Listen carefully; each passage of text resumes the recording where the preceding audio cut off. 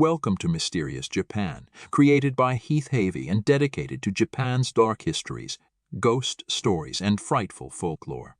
This is the dark side of Japan. Listener discretion is advised. Welcome to episode 36 of Mysterious Japan. Today, experience the terror-filled conclusion of the story of Oiwa. In the last episode, we learned of the birth of the ugly and disfigured Oiwa and the death of her parents by a treacherous murderer, and how she vowed revenge on the son of that murderer, but she unknowingly married that son, who took the name Iyamon. He has covered up his past and seeks to control the estate of Oiwa's inheritance, and he desires her to be gone so that he can marry his former lover, Ohana, and thus a plot develops with Oyamon, Oana, the Lord Kwaiba, who has feuded with Oiwa's family for decades, the matchmaker Kondo, and Kwaiba's adopted son, Kibe. They will get rid of Oiwa, one way or another, and in so doing, they will unleash a monster. Part 1. The plot against Oiwa unfolds. Ohana begins by sending cosmetics to Oiwa under pretense of making her look more pretty for her husband. Laced with poison, these cosmetics cause Oiwa to fall prey to epileptic seizures and her face to swell. Although she discontinues use, the effects cause her face to remain puffy and red and even more hideous than before. Feeling free from the shackles of kindness, Iyamon lets his mask of considerate warmth drop. He insults Oiwa, and when he sees the effects of the cosmetics on her, he tells her that the cosmetics make Ohana beautiful, but would never work on someone as ugly as Oiwa. He turns to gambling, and when Oiwa objects, he rebukes her and demands that she find more money to fund his gambling. Utterly confused by this change in character, Oiwa remains ever the nursemaid, housekeeper, and considerate wife, but she prostrates herself before him and begs him not to gamble, since such games are beneath one of rank and fraught with peril. To this pleading, he says, "Dare you argue with your husband? Why the insolent refusal? The very sight of your face makes me sick to my stomach. Monsters like you should be shut up in the house, out of public. Give me the money or get out." With this, he slaps the terror-stricken Oiwa. Bewildered and mortified, she goes to a back room and timidly returns with money. She says, "I beg your forgiveness for my ugliness, but did you not accept me as wife?" To this, he scoffs. "I was cheated by Kondo and Chobe. They said you were plain, but they never said you were an ugly monster. I like gambling, and that will be my compensation for being cheated. Do not interfere with me again." Iyamon storms out. After that, he rarely returns to the house, except to demand more money from her. When funds run low, he tells her, "If you run out of money, sell something. You must find a supply for me."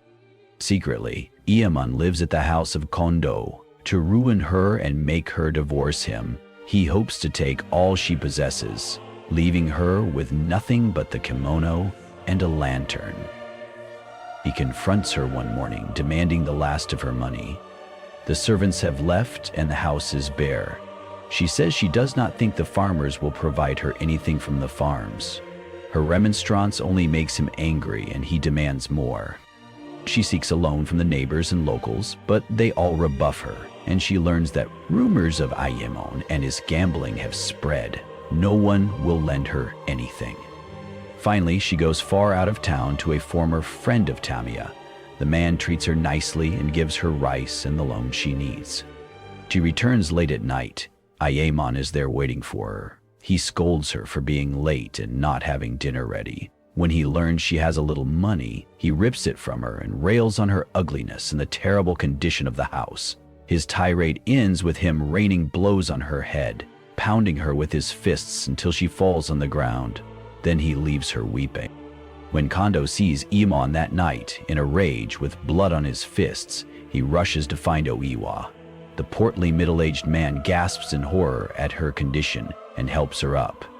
He admits hearing rumors of their poverty and is disgusted that Iyamon has descended so low to laying blows on his wife. While harboring Ieman, Kondo knows that Ieman is not really gambling, but is instead hoarding the money until Oiwa is gone for good, and the reputation of the House of Tamiya is in ruins, as Lord Kwaiba desired. But beating Oiwa was not part of the plan, and Kondo begins to feel disgusted with himself for being part of this plot. With more of a conscience than the other plotters, he feels responsibility for this and says she must secure a divorce from Ieman.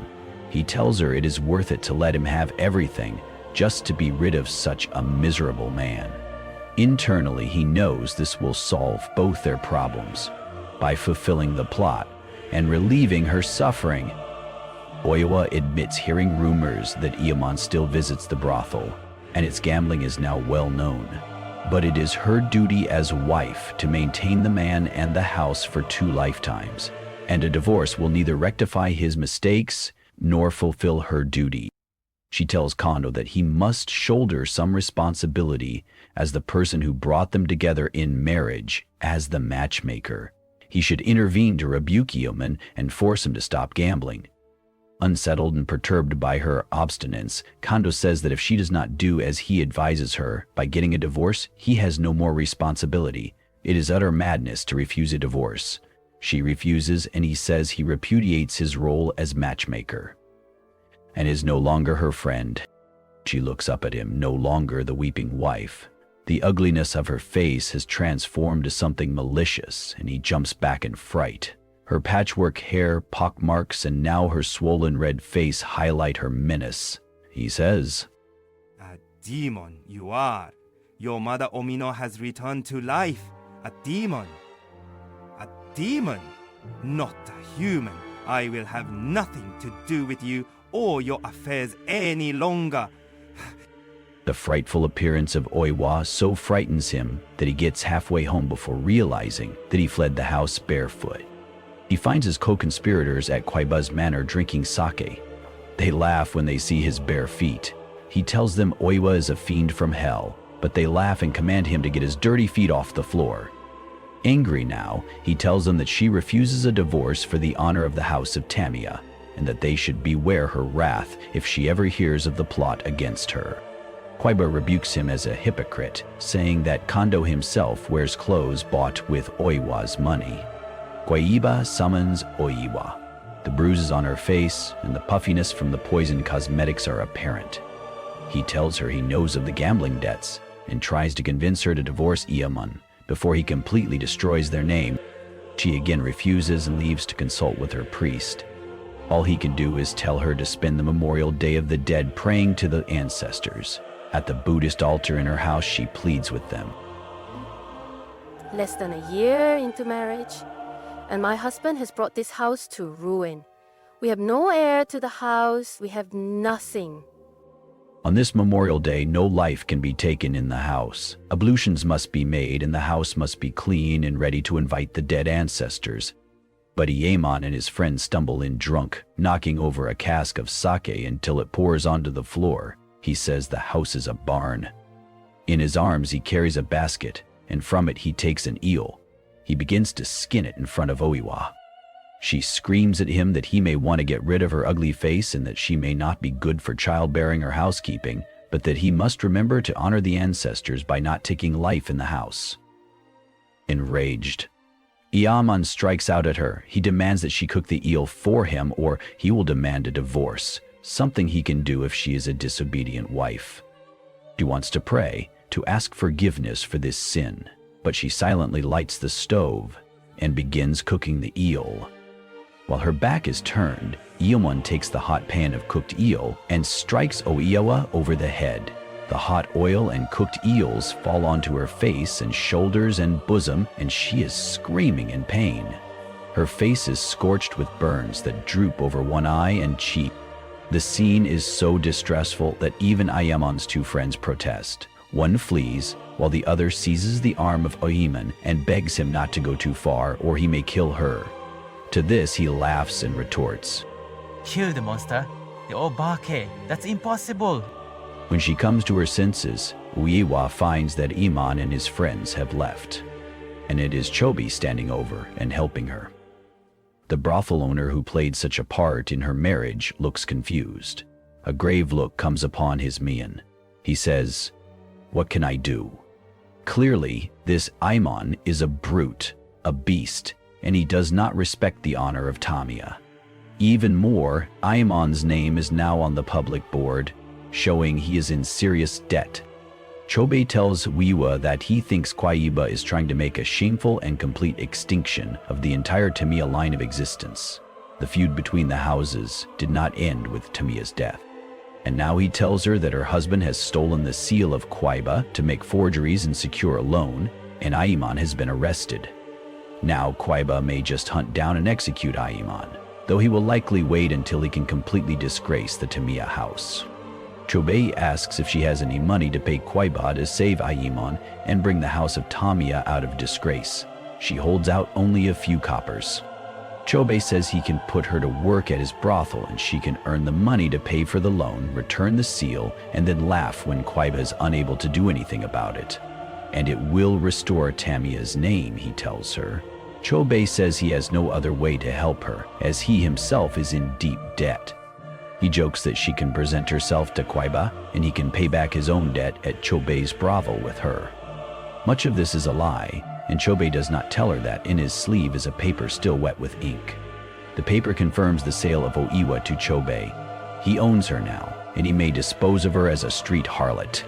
Frustrated and not knowing what else to do, Aimon has sold her to Chobei.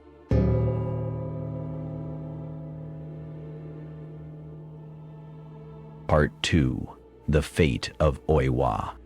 Still thinking she is helping her husband, Oiwa goes with Chobei, who soon sells her to another brothel to quadruple his money. But she still does not know about the sale and thinks she is going to help the madam of another brothel to help her husband get out of jail. Instead, she thinks she has been rented out for a short time to earn money for her husband's release. As the daughter of a samurai, she refuses to perform the duties of a prostitute, but offers instead to keep house, to cook, and perform other duties. Enraged, the madam beats her and tries to force her compliance. When this is ineffective, she tells Oiwa that she must work to earn back what the madam paid for her, or else it was a worthless investment. She tells the quavering girl that she has not bought her for a week or a month. The sale was for life. She has purchased the life of Oiwa, and Oiwa must comply. But the samurai's daughter refuses to debase herself. Despite this revelation, the cruel madame calls over the girl she uses to punish the other girls. A torturer who enforces the rules, this girl named Okin, grabs Oiwa's arms and drags her down to the basement. Oiwa is stripped, and her arms are tied to a board 6 feet across. The board is raised to the ceiling until Oiwa's toes barely touch the ground with arms stretched. The strain on her wrists work agonizing pains, and every movement of her suspended body sends a shock that spins her body around on the rope above. Then Okin takes a bamboo stick wound with rattan, a pole flexible enough to cause stinging pain with each blow. With the strike of each blow on her body, Oiwa cries out in pain, and her toes raise off the ground, which sends new pain throughout her extended muscles. Her body spins in circles as the blows rain down on all parts of her body, including her belly, back, and face. After each blow, the madam orders Oiwa to submit, but Oiwa refuses to capitulate. Before long, her body is striped with red blood at all angles, and her recently burned face now bears the marks of the stripes across her cheek and eye and neck.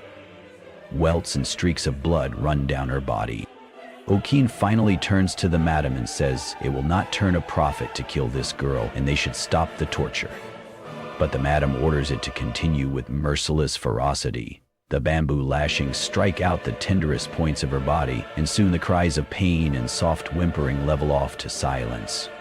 The madam says the beating must continue. The girl is obstinate in trying to cheat her out of the money she spent. They throw salt water on her to revive her from the fainting. When Oiwa responds with a grunt, Oikin convinces the madam that it was a grunt of acquiescence. Though not convinced, the madam acknowledges that the beatings will do no further good at this time. But she leaves Oiwa hanging. That night, she says Oiwa can return to bed, but if she wants any food, she will have to earn it like the other girls. But when the other girls see her, they know that no man would dare approach such a disfigured apparition, and they convince the madam to let her work as a dishwasher. Overjoyed at this, Oiwa serves the house as a scullery maid for many months, never hearing anything about her husband, but hoping her work will help him escape jail. Thus it is that a traveling salesman of combs, toiletries, and beauty products comes to the brothel to sell his wares and sees Oiwa. He recognizes the lady of Tamiya. She takes this opportunity to tell him that Chobei-san let her show her faith and courage as a wife to help him make money to pay for her husband's release. The confused salesman says that her husband is not in jail but is instead living in the mansion with Ohana, and they celebrated being free of the demon girl. The priest granted him a divorce from Oiwa and marriage to Ohana. No one knew where Oiwa went. And what is more, Hiyama never had a gambling problem. He stored all of the goods and money from Oiwa at Kondo's house, so now he lives the life of a rich man. Oiwa feels the complete treachery against her, the cheating husband, the robbery of her inheritance, and the disgrace of her family's good name. She grabs the salesman's robes and says, It deigned not to pray for me. Ona poisoned me. My husband is a traitorous leech, and the plotters attempted to kill me by the foul, disgraceful life in this brothel. I call upon all the gods not to bring me for judgment until after 7 lives, so that I may bring vengeance upon these persecutors. I vow vengeance on Kwaiba, on Iamon, on Chobe, and everyone engaged in this violent plot. My death curse rests upon them all. When the salesman looks down at her face, he lets out a scream of horror. The broad, round face covered with scars and swollen from burns shows 2 malignant dots of eyes flashing. Her matted and unkempt hair falls in patches over her face, and one of her eyelids droops horribly down on her cheek.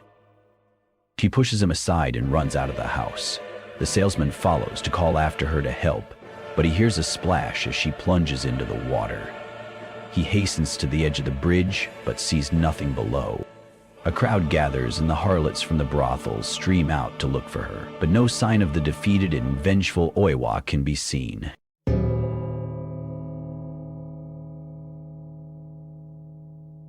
Part 3. Vengeance Begins. Chobei is the first to hear of Oiwa's death and her vow of vengeance. His blood runs cold when he hears that she invoked all the gods and Buddhas and even the king of hell for revenge. That for 7 existences she should be able to vent her anger and inflict death as punishment against the plotters. Even worse, news now has reached the public that Chobei sold the daughter of a samurai into life service. This could mean imprisonment for him, and all his business dealings may go to ruin. He goes to drown his fears in sake. A neighborly old woman noticed the smell of burnt food from Chobei's house.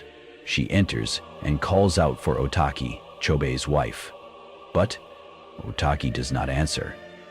Yet, she hears the sound of someone talking from up the stairs, followed by a child's cry.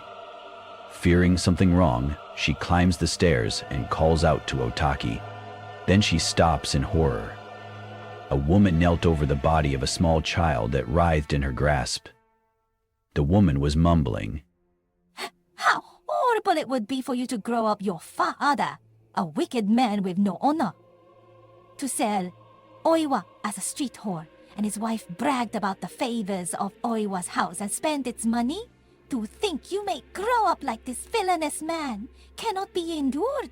To crunch your throat will be to secure revenge and peace and security against such an awful future. The woman bends over the child, and it screams a fearful scream, and then she stands and rips the limbs from the baby. At such cruelty, the old woman screams, and the woman with the baby turns to look at her. Jaws drip with blood, and a broad, white, flat face with bulging brow and piercing eyes flash at her amid swollen eyelids. It is the face of Oiwa. The old woman falls back, tumbling down the stairs. Neighbors have gathered outside, and they see Otaki appear at the window, her face smeared with blood. In one hand she holds a knife, in the other she holds the dismembered limb of her infant. Before they can react, she plunges the knife into her own throat. The neighbors rush upstairs to find the terrible scene of the infant's scattered body parts, but they cannot find its head.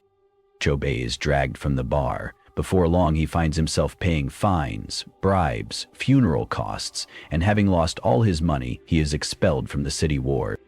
Lord Oiwa is playing Go when he hears about Oiwa.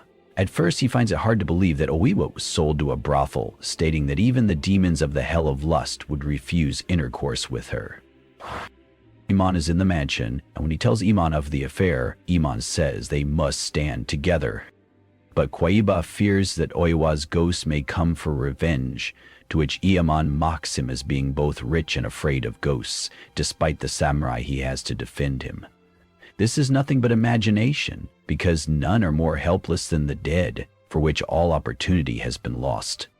Oiwa already dislikes Aiman, but now he learns that Aiman already knew about Oiwa being sold to the brothel, and he dislikes him more. Yet Aiman used to be a priest, so if he says there was nothing to fear from the ghost, Oiwa will believe him.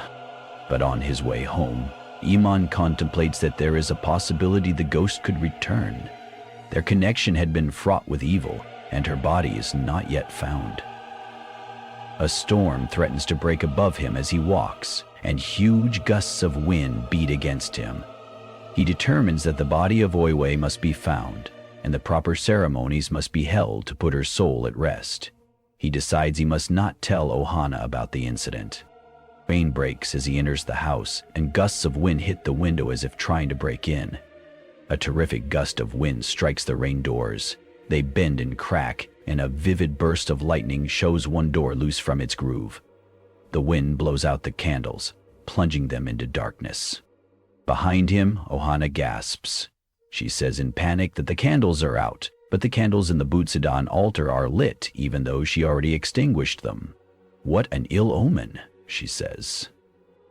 As Yaman lights the lamp, Ohana goes to extinguish the altar candle, but as she puts out her hand, a snake jumps out from the altar at her. She screams and jumps back as the 6-foot snake lands on the tatami and begins to chase her. Yaman grabs it by its tail and throws it out the broken window into the garden, telling her it is a harmless snake. Yet she reminds him that it is evil fortune to take a snake in the hand.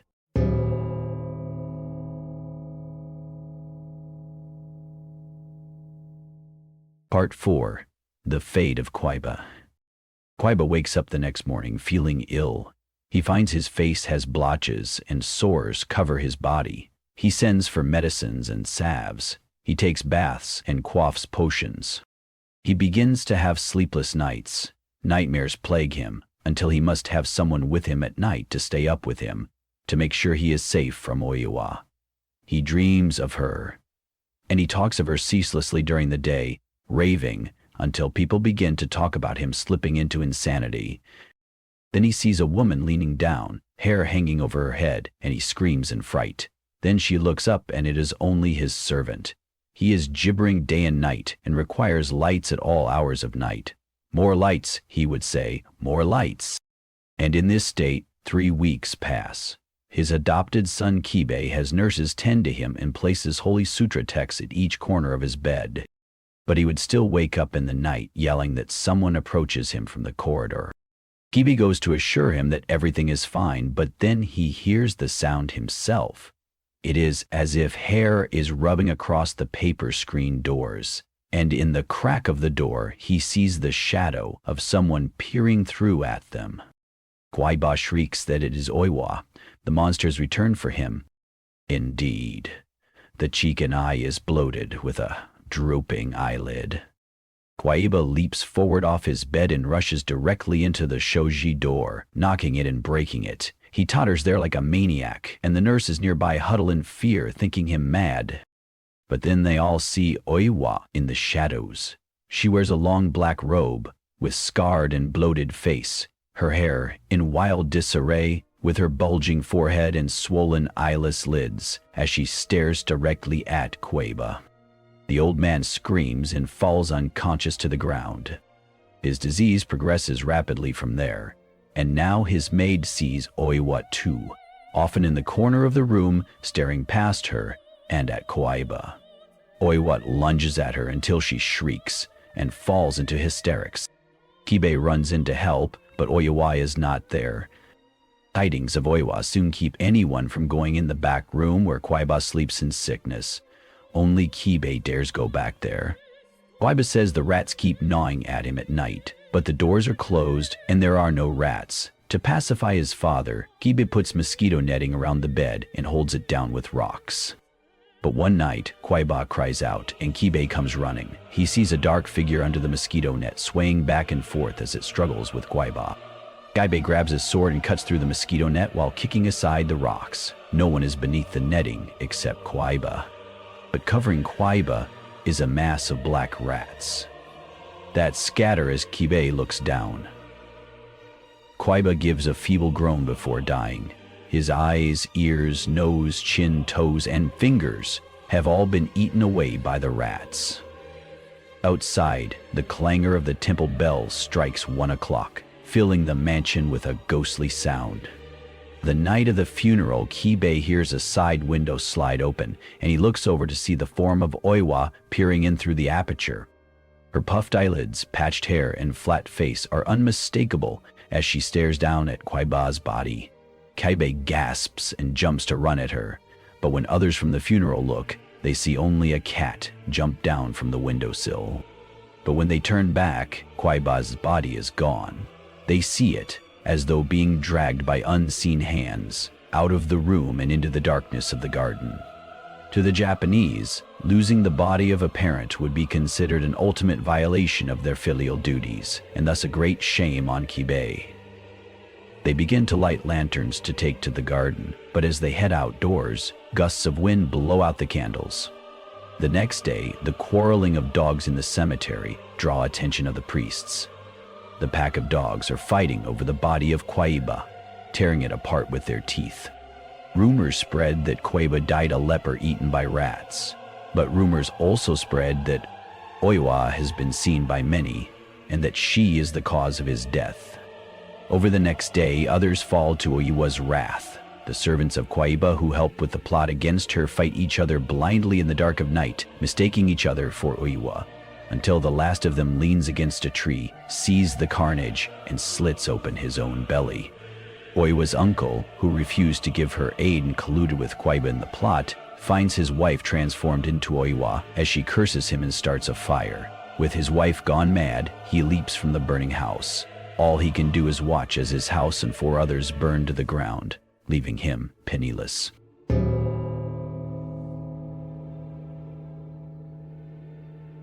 Part 5.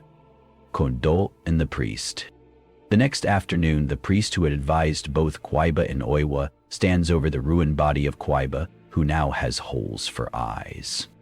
The holes torn in the flesh twist the features into a lifelike, though ghastly, sardonic grin, full of the pains of hell. A stench rises from the box, which makes those nearby hold their noses and draw away. Yet the priest bends down closer. In his corruption, the lips of Kwaiba seem to move. Startled, the priest thinks Kwaiba is returning from the grave. He faints and is taken away. That night, in the midst of a rain, the priest jumps at the sight of a rat scurrying nearby. Then, a banging at the door. Has Oiwa come for him? He had told her to pray instead of giving her aid. He had done nothing for her out of fear of Kwaiba. But the man at the door is Kondo's servant, come to tell the priest that Kondo's 7-year-old daughter fell from the upper floor and landed on the spikes placed to deter ninja and burglars. Called Shinobi Gaashi. Spikes ran through her chest and throat. He asked the priest to go to the house to pray for the soul of the dead child, as they know this is the work of Oiwa from beyond the grave. They rush to Kondo's house, but a movement overhead makes them think Oiwa is attacking. Fear follows their path. Then the priest feels a cold hand on the back of his neck. He squawks in fear, and they both throw themselves at the ground in terror. The apparition howls as it goes down the hill. They look up, and the priest has merely caught his collar on a water spout. It was no cold hand, and the howling beast had been but a stray dog. They reach the house drenched and covered in mud. Kondo's wife is blaming him for bringing this calamity on the house as the matchmaker, and he blames himself, crying out that it is unfair, for Oiwa to take revenge against the father by killing the child. Kondo fears that Oiwa will come back for him, so they begin praying until the temple bells ring. At the last strike of the bell, they see a hand pressing against the shoji screen. He draws his sword and throws back the screen. Oiwa is there, robed in black, with broad, flat face and bulging brow and puffy eyelids from which red eyes glower at him. The wild, patchy hair fans over her dead white face. Stumbling back, Kondo knocks over the lamp, but he manages to swing up with his sword to land a blow on Oiwa. His servant starts up the light. They gasp. Kondo has not killed Oiwa. He has cut down the priest, nearly slicing the body in two with a savage swing of his katana. Knocking suddenly starts at the back door. It is the wife of Kwaiba, now speaking as if possessed by Oiwa and pronouncing a curse. He pushes her back into the mud, but she just sits there, points at him, and laughs maniacally. They slam the door closed, cursing the evil that has come upon them this night. Few moments later, there is a tussle outside, and they hear the voice of Oiwa's uncle cheering that he killed Oiwa. The monster is dead at last. Flinging open the door, they find that the uncle has stabbed the wife of Kwaiba. It was not Oiwa, after all. She had taken the appearance of Oiwa in the darkness and rain, and in his confusion he had cut her nearly in half.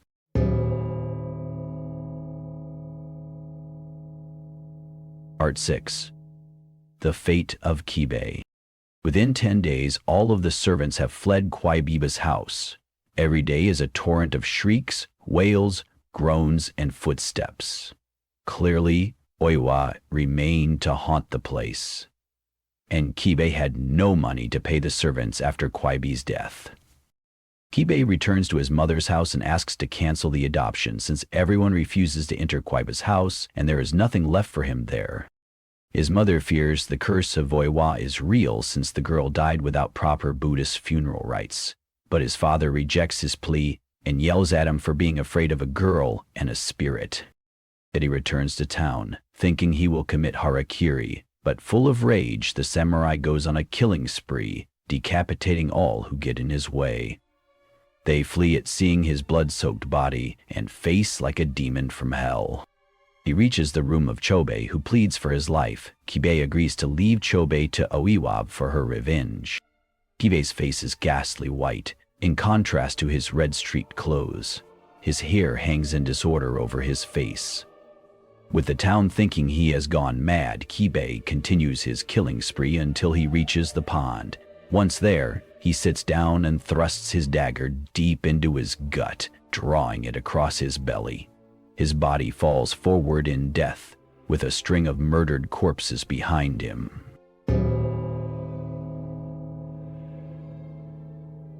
Part 7. Burying Oiwa. After mistaking Kwaiba's wife for the Oiwa monster and cutting her down by mistake, Oiwa's uncle now lays in bed lamenting his fate. His house is burnt down and his life is in ruins. Out of shame, he knows he must commit seppuku or be disgraced forever.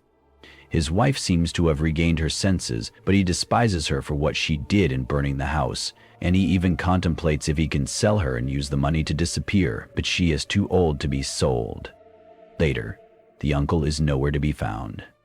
They had bolted the doors from the inside and covered the windows to keep Oiwa out, yet her husband was nowhere in the house. But she is called to Shinjuku, where a body has been found. She arrives to find a man hanging from a tree. It takes several men to cut the cord and lower the body. Then she finds herself looking down at the dead man. The face is black as a rice pot. The eyes stand out as if ready to burst. The tongue hangs out, and the grin on the distended mouth is frightful. He had tied a small cord around his neck and jumped, and the small cord went through his neck, almost severing the head. But she shrieks in grief. Sure enough, this is her husband, and she clings to his body weeping. These events cause the entire town of Yotsuya to stir in fear. No one would go out at night. They confine themselves to their houses, door locked and windows closed. Anyone could be the target of Oiwa's wrath. There is something in the air. Fights break out, quarrels among neighbors commence, all seemingly out of nowhere. Yaemon and Ohana are not immune. She has gone cataleptic, and the priests cannot wake her. They sit her up, and her hair falls over her face, but when they raise her head and the hair parts, it is Oiwa staring back at them. The priest says to her, "Oiwa, where is your body? We want to give you last rites. We do not resent your grudge." Ohana, with Oiwa's face now, only mumbled, and then her head rolled down and it was Ohana again. The priest decides that they can use a substitute for Oiwa's body, a proxy for the Buddhist funeral rites. The townspeople blame Iyamon for Oiwa's curse and the commotion that has come upon them all. He is shunned, without ability to trade or do business. They want restitution from him as a disturber of the public peace, but he has not the funds to do so. To stop the disturbances, he must purchase an expensive bamboo log as proxy for Oiwa to confine her wandering spirit and put her at peace. 7 days of the sutra and proper funeral rites are required. Iyamon must take out a loan to pay for the sacred log and the funeral rites. He pledges the next 3 years of income for repayment. After the 7 days of sutra, the bamboo proxy for Oiwa's body is interred. He cannot pay for a proper burial plot, so it is buried in the Tamiya orchard grounds. The priests tell him that the ground is now polluted with the grudge of Oiwa, but she is at rest. No children should come near, nor pregnant women.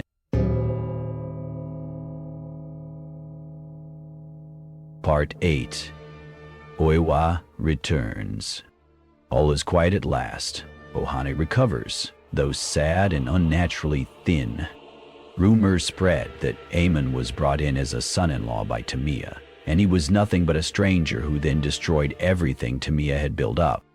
And now Iyamon is deep in debt to a moneylender and has no way to pay him back. The moneylender has fallen on hard times and he comes to collect for the funeral rites of Oiwa. Iyamon has no money to pay him. Angered, the moneylender digs up the log that is proxy for Oiwa's grave. As he pulls up the log and breaks it in half with his pickaxe, lightning and thunder strike as a storm heads in. Startled, he falls directly onto the pickaxe. Iyamon is roused and brought out to see the dead man. From the hole in his skull oozed blood, and the sacred log lay nearby broken in half. Iyamon puts the log in a closet as he wonders what to do next. The next day, a beggar shows up at the house. His skin is splotched with leprosy, and then he announces himself as Chobei. Nearly unrecognizable, Chobei tells Iyamon how he has lost his wife, his child, his means of making a living. He has been thrown in jail and sick with leprosy. It is Oiwa, he says, and he must pay a debt to her to make it stop. Chobei had left him alive to suffer the revenge of Oiwa, and she has given him no mercy. And then, just last night, he was planning to cast himself in a river. A hand on his shoulder stopped him. He spun around to see Oiwa standing there. She had a foul smell, sloping eyelids, balding head, and worse yet, a savage look. She told him that he dies not but with the consent of Oiwa. Iyamon feeds him, but then sends the rotting leper on his way. That night, Chobei wanders to the place where Oiwa had thrown herself into the river. He hears a noise and turns to see someone rushing at him. It is Iyamon. He cries out Iyamon's name, asking why he would kill poor defenseless Chobei. But Iyamon's katana slices down and kills the leper. Iyamon's thoughts are that Chobei must not disturb the peace that had settled, and he knows too much. If he talks and discloses the plot, Iyamon will be shamed and executed. He throws Chobei's body into the river. It sinks at the same point where Oiwa had jumped.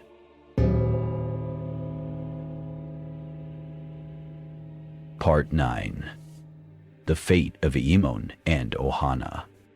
When he returns, he finds that Ohana had opened the closet with the log, and a rat had sprung out and scratched her face. Half her face now swells with pain, discolored a dark red, almost black. But in the mirror she sees that the wound is not that from a rat's claws, but instead has the mark of 5 fingers across her cheek. In moments, her visage changes as Oiwa possesses her. She begins raving at Iyamon for causing such pain, for selling her for the street harlot Ohana, and for wasting all of her family's estate. She begins tearing down the shoji screens. She grabs the mirror as if to smash it over his head. He drags her down, but she has inhuman strength. Finally, he subdues her on the floor. She collapses and later is raving madly with a fever. She is screaming for Oiwa to forgive her for the poisoned cosmetics, for her part in the plot. Her nurse approaches her with a candle, but she sees the face of Oiwa with hair hanging down, half covering her face. The bulging forehead and puffy eyelids could not be mistaken. The nurse flees, leaving Ieamon alone with his possessed wife. He falls asleep, but is suddenly woken at 1 a.m. He stares up at Oiwa on top of him. Her eyes are darting gleams of fire deep within puffy lids. Her tangled hair sweeps his face as she sways and sits on his chest. Now you will know, Oiwa. I know who you are, son of Takahashi. I have sworn to kill and avenge the death of my parents for 7 lifetimes. Now, Oiwa completes her vengeance. Ieamon pushes her away with a shout. He rolls over and grabs his sword and madly deals blow after blow on Oiwa. But when he comes out of his madness and looks down, it is his wife, Ohana, cut to shreds. Not much later, still the middle of the night, and soldiers approach, ordering him out. The nurse had fled to the authorities. Knowing his fate, Ieamon flees. He knows his life is over, and he is a coward. He runs to the same bridge where both Oiwa and Chobei had died, thinking to end his life. But as he looks down at the water, something bobs to the surface. It is the purple and bloated face of Chobei, his lips half gnawed in a fiendish grin. Then the face transforms into Oiwa's drowned and disfigured face. Ieamon flees again. He collapses, raises his dagger, and is ready to end his life. But as the dagger is poised overhead, invisible hands grab his arms, preventing him from completing the act. The soldiers find him in this state. They bind him to a bamboo pole with hands extended. They march him to jail, leaving him bound, charging him with the plot against Oiwa and for the murders of Chobei and Ohana. To onlookers, he appears like a man-beast or savage bear. Every time he struggles to free himself, he is poked with spear points until he bleeds. The investigation reveals all of the plots. Kondo is also arrested and tortured by being scourged with a whip called a madakai. The whip is made of bamboo, split into long, narrow strips, wrapped in hemp cord. By the end, his back is a mass of bruised and bleeding flesh, and he confesses all, telling the entire plot against Oiwa from beginning to end. They throw the tortured Kondo in jail and turn back to Ieamon. Several weeks have now passed. Now Ieamon's mind is gone. Oiwa is there with him every night to torment him, and he cannot sleep for his nightmares of her plague him. His fellow prisoners beat him for causing such a stir in the town. He is to blame for it all. The upper class blame him as an intruder among the samurai who has brought the honor of the samurai into contempt. They know now that he is the son of the convicted murderer Takahashi, and he is the man who stole the money when he fled his time as a priest. He is an impostor, and now everyone knows. Thus, beyond murder, he is guilty of treason against the shogun. As a charlatan, he cannot die with honor like a samurai. He is tied and held down while beaten by the jailers until welts and then blood flows. 70 lashes slice open his back. There is no pity, no mercy. He is left in jail to heal so that the next stage of torture can begin. He pleads for the mercy of a quick decapitation, but his cries fall on deaf ears. The jailers bring him to a post on the ground. With his knees pressed on the edge of metal bars, granite slabs weighing over 100 pounds each are placed on his knees. By the time of the 5th slab, froth escapes his mouth as he screams with the pain. By the 8th stone, he is vomiting blood, and then he faints. Meanwhile, the fate of Kondo is to be banished to a distant island. He will die later by falling off a cliff. No one knows if Oiwa's vengeance could reach that far, but it is rumored she had a hand in his death. But for Ieamon, he is left in his pain, in jail for several more days until the day of execution. His head is covered in a kangwe, which is like a pillory around the head upon which are written his crimes. They tie him to a post at the execution ground. A bamboo saw cuts each side of his neck, and passers-by may hit or cut him as desired. But after several hours, he is still alive. and his arms and legs are stretched far apart as he is raised, thus crucifying him. For many hours he hangs in misery until a guard thrusts his spear up into his belly. After several thrusts, Aiemon finally dies.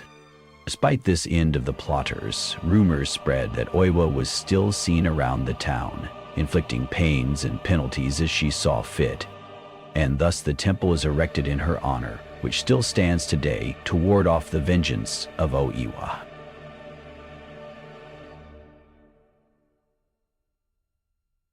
This has been Mysterious Japan, created, written, and translated by Heath Havey.